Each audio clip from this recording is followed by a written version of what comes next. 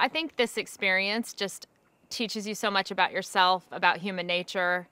You know, I feel like the people that would probably be best prepared to come out for Survivor are either recent high school graduates who've been through all the psychology and drama of positioning for a, pole positioning, or people with a degree in psychology, because there's so much that factors into the way that camp life, like how we function together as a tribe.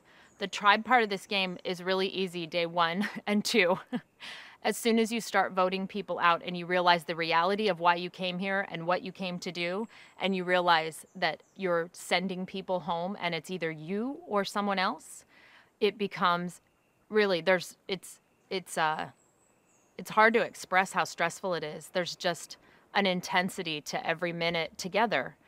And part of that is because you're relying on other people, but you're also knowing at some point you're going to have to break ties with those people you're relying on. So there's it's like taffy to me. There's just this constant pull that's taking place. And yet at the same time, you still need one another. So I think Survivor brings out the best in some people. And I think it can also bring out the worst in you. And I felt like this morning was probably an example of it, bringing out the worst in a lot of us in our tribe. I mean, specifically, Corinne and Phillip had, an argument this morning about how we're doing our next vote. One of the things that the 4 of us, the favorites on the Bacall tribe, had agreed to is that we would split the next vote. We'd get Julia and Michael to vote for each other, and we would also split the vote. So there'd be Julia 3 votes, Michael 3 votes. There should be no argument here, because truthfully, we all want the same thing.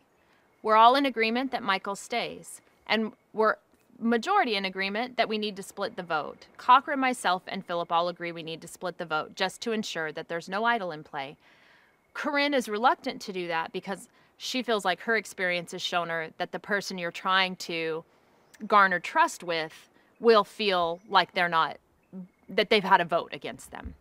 There's been so much camp life disrespect between the 2 of them back and forth. There's just a hostility. So to me, it's almost like it doesn't matter what the points are anymore. It's just if Phillip says something and Corinne says something, they end up being counterpoints to each other, period.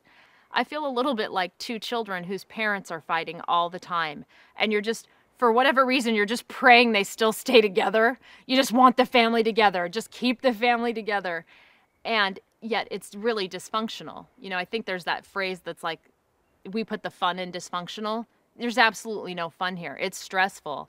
I really need the group to stay together to get to the merge. We need to show the other GOTA members, the favorites, that we've done our job, that we've stayed locked, so that they'll have security too in staying locked for those next few votes at the beginning of the merge.